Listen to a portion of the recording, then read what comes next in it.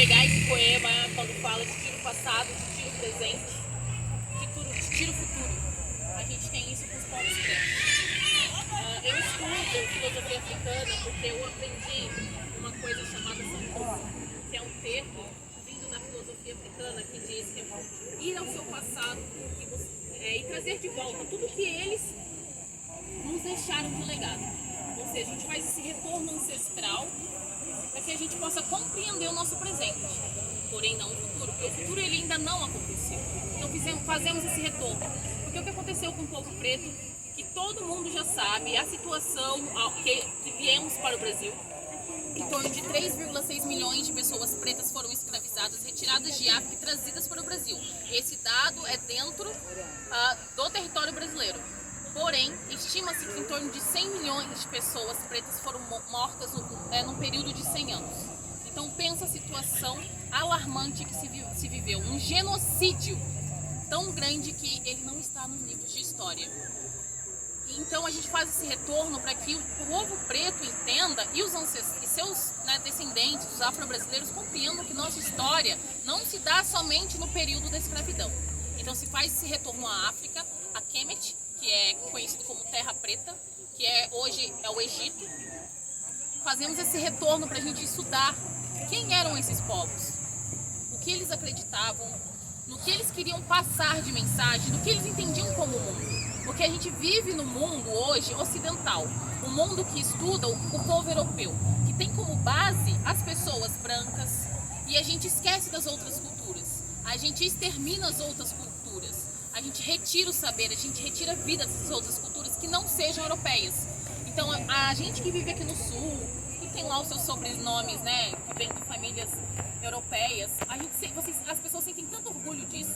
Elas sabem buscar a sua história, elas sabem aonde encontrar de onde elas vieram. O povo preto não tem isso.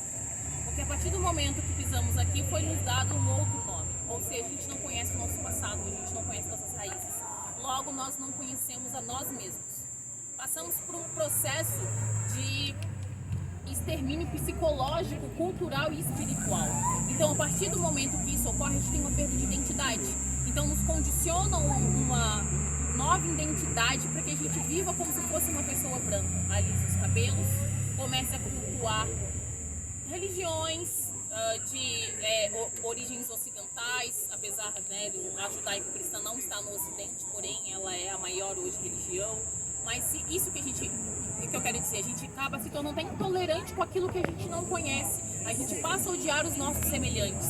E esse ódio ele é disseminado todos os dias. Porque o nosso sistema brasileiro, ele é um sistema racista, ele é um sistema que não te permite conhecer o seu passado e nem tem orgulho dele. Então é muito complicado, por isso que eu faço esse retorno ao nosso passado. Eu busco conversar com as pessoas para que a gente vá atrás desse passado, que a gente retorne a Kemet, retorne a Etiópia, retorne aos povos do Congo, do Banto, os povos Cusho, que são muito importantes, que a gente pegue esses saberes ancestrais e coloque na nossa vida. Porque é só entendendo o passado que a gente entende o nosso presente. E isso ele vai se dividir em várias possibilidades da gente compreender o ser humano, da gente agir com mais amor. Porque quando a gente estuda filosofia africana, a gente aprende que o espírito, a ciência, a religião, a natureza, todas elas andam juntas. A gente tenta viver em harmonia, porque a gente compreende que viver nessa terra, conviver nesse terreno, nesse momento que nós estamos aqui, nós fazemos parte dela. Então a gente tem que viver com respeito com o nosso próximo, viver com respeito principalmente com a natureza, porque a gente entende que sem ela a gente não existiria. E quando a gente está no Ocidente, existe essa individualidade, essa quebra, onde religião e ciência não vivem juntos. Por que não? Aí eu sempre gosto, por que a gente não consegue conviver juntos, a ciência e a religião? Porque a gente está sempre pensando tanto na razão e então tira a emoção de lado. Pensa-se tanto na religião, mas existe a ciência, então vamos tirar tudo que a ciência fez. Ou então você tem a ciência, então vamos inibir a existência da religião, do espírito, do mito. Por que viver dessa forma? Por que viver dessa forma, colocando as pessoas em caixinhas? Por que essa separação? Isso é o que o Ocidente faz. Porque infelizmente os povos europeus, eles não são um povo que pensa na coletividade. Eles são um povo que pensam em si, no seu individual e logo no seu coletivo. E eles exterminam aqueles, porque é da história. Se você para estudar a história do povo europeu, é uma história de genocídio, uma história de morte, uma história de não aceitar as diferenças dos outros. Por isso que eu falo a importância de retornar a outros saberes, a outras possibilidades de viver. Porque é o que eu falo, quando a gente vai estudar filosofia africana, quer dizer, vai estudar filosofia no ensino médio, na escola, vocês estudam o quê? Sócrates, Platão, Aristóteles, todo esse pessoal que todo mundo já ouviu falar, mas eles são de uma história e de um momento que ocidental. E por incrível que pareça, todos eles foram à África estudar. Eles foram em Quênia estudar. Só Sócrates passou 24 anos estudando antes no Egito. E ninguém sabe disso. E aí eles pegam como se eles fossem dono da filosofia. A gente sempre deduz que a filosofia nasceu na Grécia. Não, ela nasceu na África. A África é o berço da humanidade. Por isso que eu gosto e tenho muito orgulho de falar que a gente está falando de um berço da humanidade que tem 200 mil anos de legado e de história. O mundo se originou ali. As pessoas, os pensamentos, os filósofos, a medicina, as religiões, todas elas começaram em África. Começaram ali naquele continente. Que hoje são 55 nações. E é uma nação esquecida pelo mundo. Ela é apagada, dizimada de uma forma que as grandes contribuições que ela já fez para a humanidade foram totalmente apagadas ou então apropriadas pela cultura ocidental. E isso é tão triste, a ponto que a gente hoje olhe para a nossa cultura, o povo preto, e tenha um total ódio, uma total aversão. E isso é muito complicado. É legal a gente sempre lembrar que aqui no Brasil houve toda uma política de embranquecimento, né? Então, anos depois do fim da escravidão, começou a ser estimulada a miscigenação, de forma que em 100 anos, e daí esses 100 anos terminaria agora em 2019, não existiriam mais negros no Brasil. Então, eles falavam que era uma limpeza, uma purificação da raça. Né? A ideia era que o sangue brasileiro fosse limpo para que em 100 anos não houvesse mais o sangue preto na população brasileira. E junto com isso traz aquilo que a Monique falou, né? Da gente ter um ódio de ser preto. Né? Então quando a gente escuta, e aqui no Sul, eu que sou de São Paulo, aqui no Sul eu escuto muito mais não, eu não sou negra, eu sou mulata clara. Você fala, não, você é preta. Mulato já é uma desvalorização gigantesca do que nós somos, porque é uma associação a um animal de serviço, um animal de carga, a um animal, já começa errado, né? E daí as pessoas não querendo se identificar como, as pessoas tentando em todo momento se enquadrar, se encaixar e seguir padrões que elas nunca vão conseguir se encaixar, porque esses padrões, eles não nos cabem. Você ser um preto de cabelo liso, alisado num ambiente, vai te tornar menos intolerável dentro daquele ambiente. Você continua sendo preto e você continua sendo visto como preto. Né? A gente fala muito da questão de existirem tonalidades de pele diferentes e que a gente tem que entender que os pretos de tonalidade mais clara, eles são mais tolerados dentro da branquitude.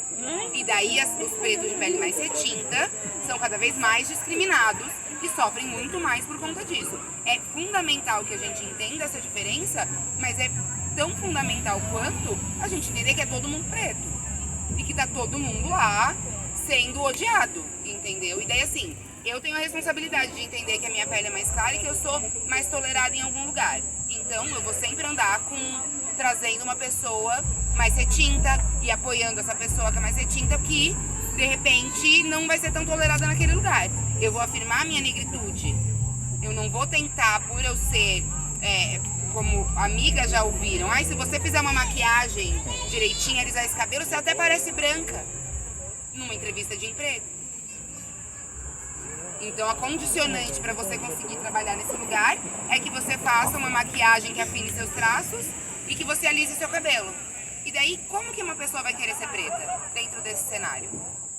Né? Como que a pessoa vai se identificar? Como é que a pessoa vai querer carregar isso por aí e com orgulho de toda a sua... de todos os seus traços, do seu nariz que é mais achatado, é mais largo, do seu cabelo que é um cabelo mais armado, que que não molha, e que é lindo e maravilhoso, e a nossa coroa, e que a gente tem sim que se empoderar. A maioria das meninas que eu conheço, e muitos homens também, conseguiram chegar nesse lugar do empoderamento através do cabelo. Porque é a primeira opressão que a gente tem. Os homens tendo que raspar a cabeça desde muito novo, para que não fique o cabelo armado, para que não fique amassado quando vai acorda para ir pro colégio.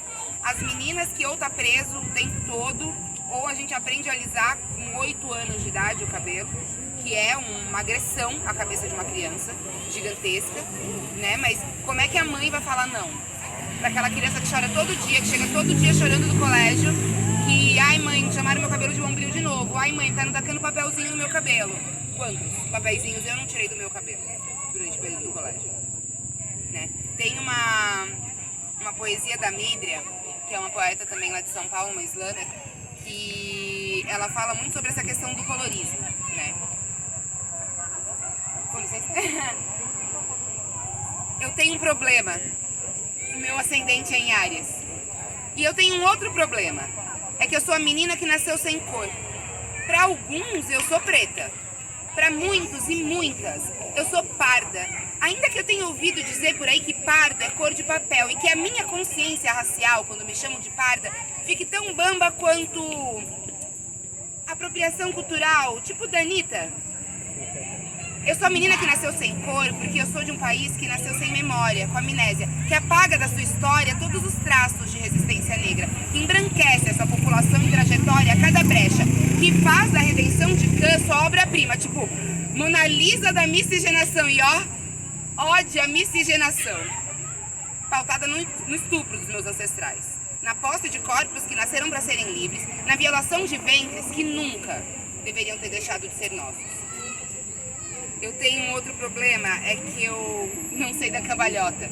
E não importa que por aí eu seja a menina que nasceu sem cor, que falte melanina para minha pele ser retinta e que os meus traços não sejam assim tão marcados.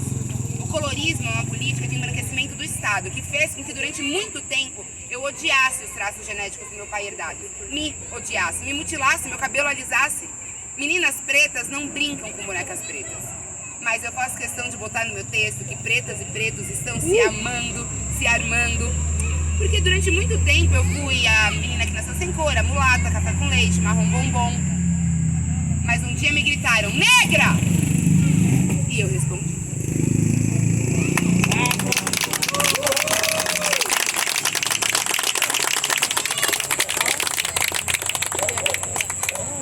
Gente, que texto, né? Essa mulher é maravilhosa quando ela para declamar, a gente fica, meu Deus.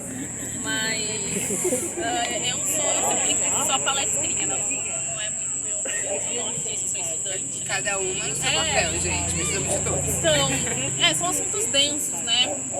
Mas a gente está no mês da consciência negra, a gente viu as coisas que aconteceram, né? Um dia antes, não um dia, umas horas antes do dia da consciência negra, a situação daquele senhor João Roberto, que foi assassinado no mercado Carrefour. Aí logo depois aqui em Blumenau, mais uma mulher preta assassinada. E aí a gente para questionar o porquê disso, né? Muitas pessoas não entendem, não é uma questão de cor, eu falo. Como assim não é uma questão de cor? Vamos parar para analisar. As pessoas pretas estão lutando por a busca da humanidade. A ponto que uma pessoa preta está num supermercado sendo espancada por 2 homens brancos e ninguém para ajudar. A ponto que, a partir do momento que essa pessoa morre, vem outra violência para justificar a morte dele de como ele merecia aquilo, puxar os antecedentes criminais. As pessoas, elas erram, elas fazem coisas erradas na vida, ninguém é são, mas isso não dá justificativa para você pegar os seus punhos e socar uma pessoa até a morte. Existe a lei para isso, existe a justiça para isso, mas por que aquele corpo preto merecia isso? Porque ele é um corpo sem humanidade. Aí eu sempre falo, para analisar se fosse uma mulher branca ali. A gente teve um caso que aconteceu recentemente, ano passado, onde uma mulher branca entrou berrando, sendo preconceituosa, homofóbica. Pegou prisão domiciliar, você acha que alguém bateu nela até a morte? Não. E esses corpos são tirados vidas das pessoas pretas. Porque eu sempre falo, se fosse então um cara de 40 anos, 50 anos de idade, branco ali, pode ter certeza que até mesmo as pessoas pretas correriam para ajudar. E é sobre isso que a gente fala. A gente está falando de um povo que está lutando por humanidade. É um povo que, tipo, se você vê um preto correndo, você já vai dizer que é bandido. Se você vê uma mulher preta entrando no supermercado, você já fica, opa, ficar de olho nela. O segurança vai ficar de olho em mim, vai ficar de olho nela também. É esse tipo de situação que a gente vai, várias situações. Por isso que a gente, as pessoas acabam sempre querendo, mas é mimimi, não é uma questão de cor, não somos... Gente, me desculpa quem acredita, porém não somos iguais, não somos tratados iguais. Então a gente tem que desromantizar esse discurso de igualdade. Parar de achar que não existe quando existe. É parar de tipo assim, mas eu também já fui muito pobre. A gente está querendo dizer que mais da metade da população brasileira e 70% que está na linha de pobreza são pessoas pretas. 70%. 70% são pessoas pretas. Não existe um problema. Não existe problema de você entrar num hospital e você não vê pessoas pretas para quem representa mais da metade da população. Você não acha que é um problema entrar dentro de uma sala de aula e não ter professores pretos? Se você tem, às vezes, é um. Ou eu perguntar quantos amigos pretos vocês têm, pessoas brancas? Vocês podem me dizer? 1, 2 e olhe lá. Quantas pessoas pretas você já se relacionou? 1, 2 e olhe lá. Porque as pessoas não conseguem parar para fazer essas reflexões. Porque a gente normalizou as situações que essas pessoas pretas vivem. Quando você vê empregadas domésticas, porque a grande maioria delas são mulheres pretas. Não estamos aqui para falar a respeito da profissão que ela não mereça, mas eu estou querendo dizer que corpos pretos sempre estão nessas posições. Não é dada oportunidade para que essas pessoas pretas pensem que elas podem ocupar outros espaços. Até porque quando elas ocupam, é o que acontece hoje, lembrar da advogada Valéria. Exercendo o seu direito, ela foi presa. E ela só queria trabalhar. É esse tipo de situação que as pessoas pretas elas passam. Nem mesmo quando elas estão lá, elas podem estar lá. Então é muito complicado. Por isso que a importância, que a gente sempre vai falar do estudo da história afro nas escolas. Existe a Lei 10.639, instituída no Brasil em 2003, porém ela é uma lei que existe, mas ela não tem eficácia. Esse é o grande problema. A gente tem muita coisa que existe, muita coisa que está na lei, porém a gente não tem a capacidade. É o famoso termo usado para inglês ver, que eu já comentei algumas vezes, que é um termo usado principalmente na época da abolição. Porque a Inglaterra encheu o saco, vamos dizer nessas palavras, do Brasil para acabar, que foi o último país que acabou com a escravidão. Mas acabou entre aspas, porque é o famoso para inglês ver. Ela continua, só que de uma outra forma. As pessoas gostam de enaltecer a princesa Isabel, mal sabem que na verdade foi puramente política. A história inteira, as pessoas pretas já se reuniam para conseguir a luta pela abolição. E é nessas questões que a gente tem que parar para analisar. O que está acontecendo que as pessoas brancas não conseguem refletir e parar para analisar? É o que eu falo, é muito desgastante a gente tem que chegar em novembro e ainda estar discutindo isso. É desgastante só lembrarem que as pessoas pretas existem em novembro. É o que eu falo, isso aqui acaba pra mim, mas minha vida continua. Novembro passa, mas eu sou preta o resto do ano. O resto do ano eu tenho que estudar, o resto do ano eu tenho que falar, por favor, será que você pode ser menos racista? Porque a gente também tem que desromantizar e parar que existem pessoas antirracistas. Todo mundo é racista. Todo mundo. Porque as pessoas brancas, elas são privilegiadas dentro desse sistema. Porque o Brasil e grande parte do mundo é montado em cima de um sistema que faz com que pessoas pretas sejam mortas diariamente. Por isso que a gente tem que refletir. Não estou dizendo que vocês querem ser. Porém, o privilégio de vocês serem quem são faz com que vocês ajudem a nos matar. Infelizmente, essa é a realidade. E, de fato, as pessoas pretas acabam também reproduzindo isso. Porque a gente, é o que a Thay falou sobre o embranquecimento, a ponto que a gente negue a nossa própria existência, negue a nossa própria cor e a gente não consiga ter orgulho de quem nós somos. Orgulho, a gente sofre um ódio tão grande a ponto da gente tentar ser uma outra coisa, tudo menos preto. Por isso que é muito importante que a gente reflita, não só em novembro, mas durante os outros 11 meses. E o resto da vida. As coisas seriam muito mais fáceis se as pessoas parassem para analisar um pouquinho. E tipo assim, por que eu tô nesse espaço e cadê essas pessoas? Então vamos propiciar meios. Vamos fazer então o quê? Se unir, fazer políticas públicas. Eu gosto de falar que a gente não precisa de um vereador, de um político. Basta a boa vontade de se unir, assim como vocês fizeram isso daqui, para ajudar e fazer com que pessoas pretas também venham sentir orgulho, é fazer isso daqui. Você senta, você se reúne, você cria debate, você cria esse tipo de questionamento e fala, por que você não está entendendo o que está acontecendo? Vamos trabalhar junto? Vamos tentar, trazer essa pessoa junto com a gente? Porque é sobre isso, entendeu? A gente tentar viver em harmonia. Porém, para se viver em harmonia, a primeira coisa que você tem que fazer é sair das suas zona de conforto e aceitar as condições privilegiadas que pessoas brancas elas têm e as pessoas pretas entenderem que elas são pretas. E aí começar a trabalhar em cima disso. O que eu posso fazer para que a gente alcance minimamente uma vida um pouco mais digna, não que a gente vai conseguir, porque, né, é uma luta muito longa que a gente vai ter, mas a gente deve começar o quê? Voltando lá atrás, voltando aos nossos ancestrais, ouçam seus avós, ouçam as histórias deles, ouçam seus tios e depois vá mais atrás ainda, retorne à África, veja o que foi esquecido lá atrás que nos tiraram esse conhecimento e aí sim a gente vai poder, além de ter um orgulho muito grande da nossa ancestralidade, a gente vai poder compartilhar com o mundo, porque é fazer essa busca quando você faz lá atrás, você está se curando, porque a gente tem dores e traumas tão pesados que às vezes a gente não viveu isso, não sabe por quê.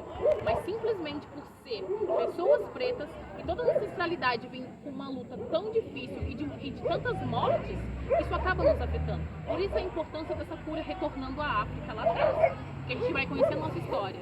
E quando você conhece, você tem orgulho do seu povo. E aí você consegue transmitir para os outros uma mensagem de esperança. E eu acho que essa é uma luta que é uma coisa que a gente sempre fala, né? Nenhum de nós aqui vai ver o fim. É tão intrínseco em todos, inclusive em nós. É uma desconstrução tão grande diária da gente entender quais as coisas que nós passamos na vida e que não aconteceram porque acontecem com todo mundo, né? O momento em que você começa a resgatar e com entendimento buscar na sua mente algumas situações que você viveu na vida, você vai falando, caramba, cara, foi isso, eu não tinha entendido. E pra mim era tão normal, e de repente você olha com outras pessoas, nunca aconteceu. Com aquela mina branca nunca aconteceu, com aquele cara branco nunca aconteceu. Mas, pô, comigo sempre aconteceu. Parecia normal. E resgatar isso, às vezes traz um peso muito grande, né? Há um tempo atrás eu escrevi um poema, ele começa mais ou menos assim. Às vezes penso que é fraqueza, mas pode ser só a nudez do sentimento ali, escancarada. Derrubando os muros que meu peito construiu, devastando certezas, desmascarando mazelas, me fazendo pisar descalça, de dedos abertos, na lama emocional do meu ser.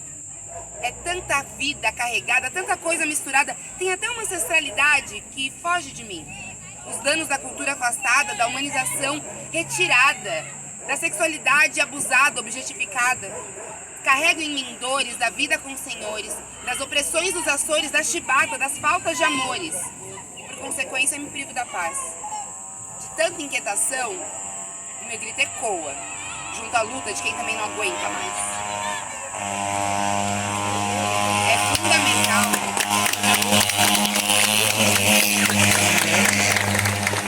É fundamental que a gente vá cada vez mais junto nesse processo, que a gente entre e se apoie, porque é pesado, é notícia ruim todo dia, a cada 16 minutos um preto morre. É muito pesado. E você vai acompanhando e você sofre por cada irmão que vai embora, sabe? Mas a Bia Ferreira diz uma frase que eu adoro e que é: nascem milhares dos nossos cada vez que o nosso cai. Porque cada vez que o nosso cai, tem milhares se entendendo. Cada vez que acontece um ato de racismo com o Neymar, tem uns 70 milhões de pretinhos que olharam e falaram assim, poxa, eu sou preto também. E ok, que bom que vocês entenderam. Então agora vambora. Vamos lutar, que pra gente não tá fácil não. A vida tem muito ainda pra ser conquistada, a vida tem muita coisa ainda pra gente, tipo... É uma luta que a gente não vai ver fim? Não vai, mas por que eu vou ficar quieta? Aguentando? Por que eu vou ficar calada? Deixando o negócio acontecer? E sofrendo. Não faz sentido.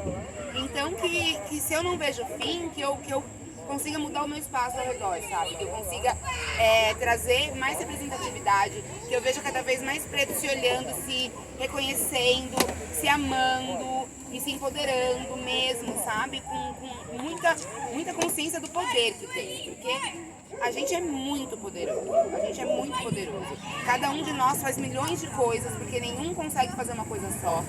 Tipo, a gente tem que fazer milhões de trabalhos diferentes para conseguir sustentar a nossa vida, para conseguir ser feliz, porque às vezes a gente tem um trabalho que a gente não gosta para pagar a conta e faz um monte de outras atividades para conseguir manter a sanidade mental. E é isso, assim, a força de quem consegue se desconstruir, se reinventar e fazer milhões de coisas e mudar a vida é tão grande que a gente não precisa se encaixar mais num padrão que não foi feito pra gente, sabe? É a gente se olhar, se reconhecer, se juntar e mostrar que o nosso padrão existe e o nosso padrão tem que ser valorizado. E se não for valorizado, o problema é de quem não valoriza. Porque a gente vai continuar falando, a gente vai continuar seguindo, a gente vai continuar ocupando. Uhul! Muito obrigada.